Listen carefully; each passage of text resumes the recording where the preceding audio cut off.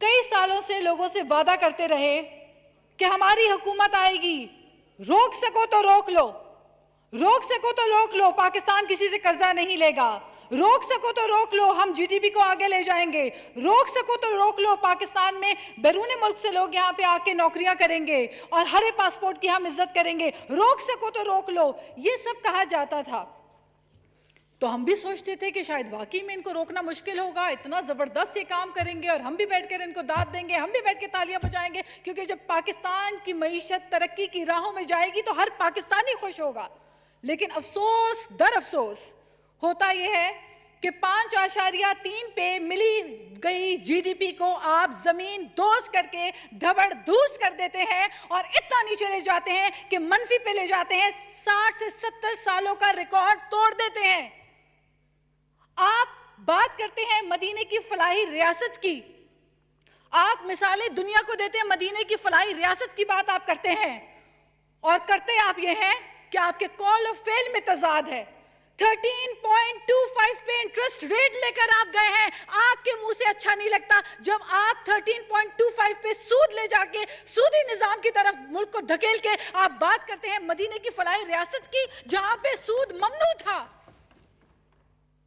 ابھی مولانا صاحب نے فرمایا کہ قرآن پاک میں بار بار اللہ تبارک و تعالی منع فرماتے ہیں کہ سود کا لین دین، سود لینا اور دینا دونوں حرام ہے۔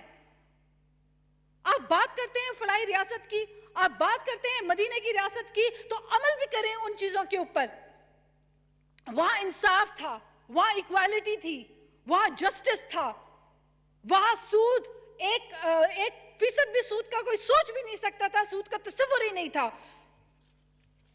جناب اسپیکر، انہوں نے بات کی کہ ہم 1 کروڑ نوکریاں دیں گے، 50 لاکھ گھر بنائیں گے، تو ہم نے بھی سوچا شاید یہ سچ کہہ رہے ہیں، ایسا کریں گے۔ لیکن ہوا یہ کہ جب آپ کی جی ڈی پی 1% نیچے گرتی ہے، ڈراپ ڈاؤن ہوتی ہے، تو 25 لاکھ لوگ بے روزگار ہوتے ہیں اسپیکر صاحب۔ اور اس وقت جو اعداد و شمار کے حساب سے ہماری جی ڈی پی جتنی زمین دوز ہو کے دبڑ دوز ہوئی ہے، 2 کروڑ کے قریب لوگوں کو آپ نے بے روزگار کر دیا ہے، ان امپلائمنٹ کی طرف آپ ملک کو دھکیل کے جا رہے ہیں۔ پھر آپ نے پچھلے سال پورا ملبہ ڈال دیا گزشتہ حکومتوں کے اوپر، تمام ناکامی گزشتہ حکومتوں کے اوپر۔ اس سال آپ اپنی ناکامی، تمام ناکامی جو ہے وہ کرونا کے اوپر ڈال رہے ہیں۔ تو stop covering your incompetence with the shield of corona۔ Corona virus سے پہلے آپ کی انڈسٹریل گروتھ نیگیٹو، آپ کی agricultural growth negative, large scale manufacturing negative, آپ کی انڈسٹریز تباہ ہو رہی ہیں، انڈسٹریز لاک ڈاؤن ہو رہی ہیں، لوگ بے روزگار ہو رہے ہیں کیونکہ بجلی آپ نے مہنگی کر دی، تیل پوری دنیا میں قیمتیں کم ہونے کی وجہ سے تیل رل گیا ہے، تیل کی قیمت رل گئی ہے، اور پاکستان میں عوام رل گئی ہے، عوام کو تیل نہیں مل رہا۔ یہ ہے آپ کا نیا پاکستان۔ جس یورپ کی آپ مثالیں دیتے تھے، جس یورپ کی آپ مثالیں، جس ویسٹ کی مثالیں آپ دیا کرتے تھے، وہاں پہ 0% انٹرسٹ ہے۔ اس وقت امریکہ میں 0% انٹرسٹ ہے۔ آپ تو ان کی مثالیں دیتے تھے، تو ہم توقع کرتے تھے کہ شاید 5% سے انٹرسٹ ریٹ ڈراپ کر کے آپ 2، 3، 4 پہ لے جا کے نیچے لے جائیں گے، ایک قدم تو بڑھیں گے آپ۔ لیکن آپ نے کیا کیا؟ آپ نے ہاٹ منی کے چکر میں، آپ نے چند ڈالر کے عوض میں، آپ نے 2.5 بلین کی انویسٹمنٹ کے چکر میں، آپ نے سود سمیت لوگوں کو سودی کاروبار کر کے یہاں پہ سود سمیت پیسہ ہمارے ملک سے واپس گیا، اس کے ذمہ دار آپ ہوتے ہیں۔ پھر آپ فگر فجنگ کرتے ہیں۔ پھر ہوتا یہ ہے کہ فلور آف دی ہاؤس آ کے فائنانس منسٹر کہتے ہیں کہ ہم تو اسٹیٹ بینک سے قرضہ ہی نہیں لے رہے۔ آپ یہ کیوں نہیں بتاتے کہ یہ آئی ایم ایف کی شرط و شرائط ہیں؟ آپ کو آئی ایم ایف نے پابند کیا کہ آپ اسٹیٹ بینک سے نہیں لے سکتے، لہٰذا آپ کمرشل بینک سے لون لے کر انٹرسٹ سمیت آپ واپس کریں۔ آپ قوم کو سچ بتائیں۔ 30,000 ارب پہ ان کو قرضے پہ ملک ملا۔ ہم سوچ رہے تھے کہ یہ اپنے کال و فعل کے اوپر عمل کریں گے۔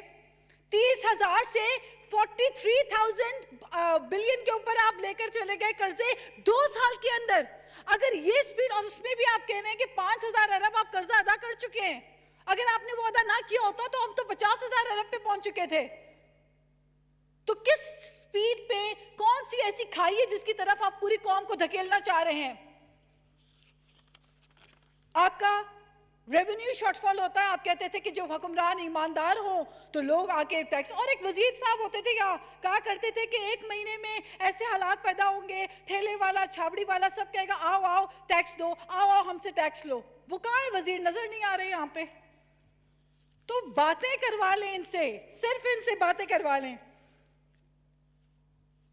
پی آئی اے کا پلین کریش ہوتا ہے, وزیر اعظم صاحب نہیں جاتے. باتیں تو یہ سنی تھی کہ چلی میں ایک مائن تھا, اس میں لوگ پھنس گئے تھے مائنرز, تو چلی کے وزیر اعظم آخری حد تک کرسی لگا کے بیٹھا تھا, جب تک آخری مائنر باہر نہیں نکلے گا اس ملک کا وزیر اعظم بیٹھا رہا. باتیں کرتے تھے کوریا میں کشتی ڈوب جاتی ہے تو وہاں پہ وزیر اعظم استعفیٰ دے دیتا ہے. ہم آپ سے استعفیٰ نہیں مانگ رہے کیونکہ ہمیں پتہ ہے آپ نے استعفیٰ نہیں دینا. ہمیں پتہ ہے کہ 70 لوگ ریلوے میں جھلس گئے, کوئی استعفیٰ نہیں آیا. باتیں آپ کشتی کی مثال دیتے تھے, آپ مائنز کی چلی کی مثال دیتے تھے. کیا آپ میں اتنی اخلاقی جرأت اس حکومت میں تھی؟ کاش کہ کوئی وزیر اعظم کو یہ بھی ان کے کان میں سرگوشی کر دیتا کہ کراچی میں گرنے والا پلین آپ کا نیشنل کیریئر تھا, سبز ہلالی پرچم کا کیریئر تھا. آپ کراچی گئے, آپ جاتے اور جا کے اس پائلٹ کے گھر جا کے افسوس کرتے تو ہمیں احساس ہوتا کہ آپ کو بھی وہی دکھ ہے جو ہمیں دکھ ہے.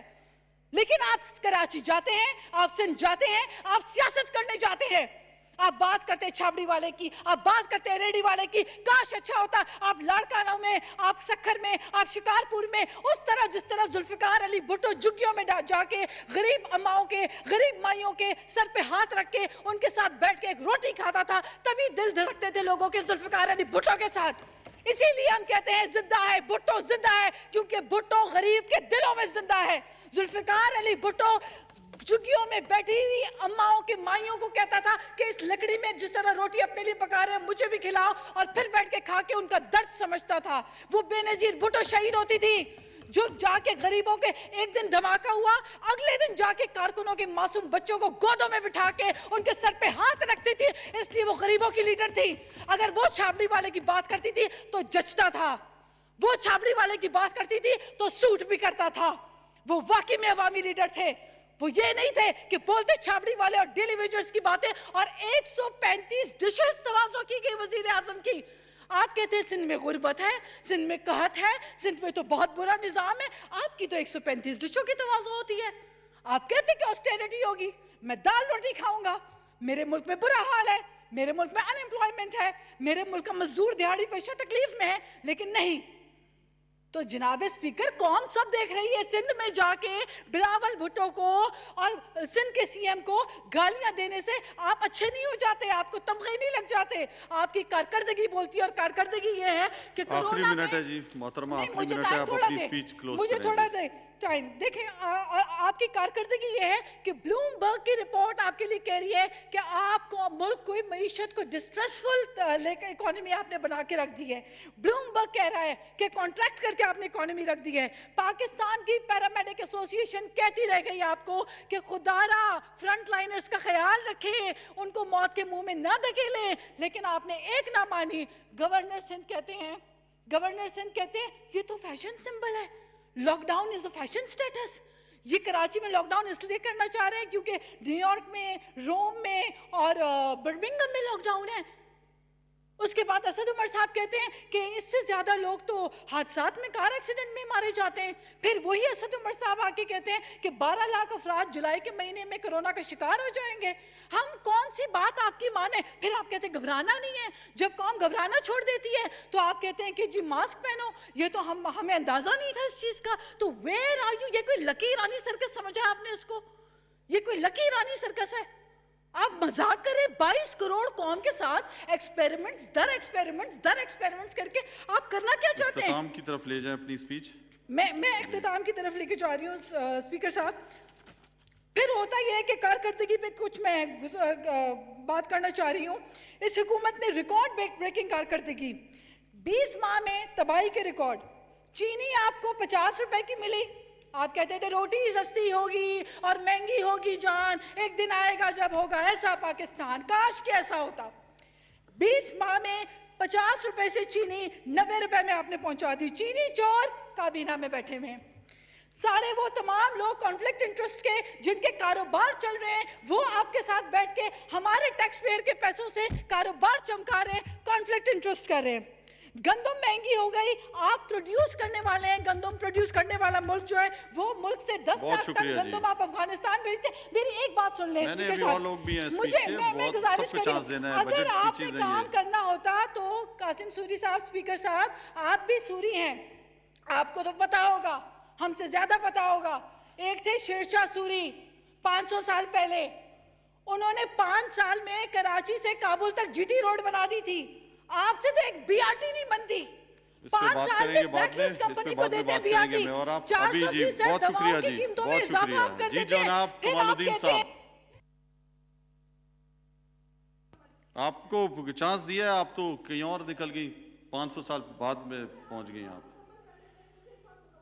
جی محترمہ آپ اپنی بات کو جلدی ختم کریں۔ جی ناز بلوچ صاحب۔ اس حکومت کے ہاتھوں تو ہم کہتے ہیں کہ پھر دوبارہ جان ایلیا نے بہت اچھا کہا کہ اب نہیں کوئی بات خطرے کی، اب نہیں کبھی سے خطرہ ہے۔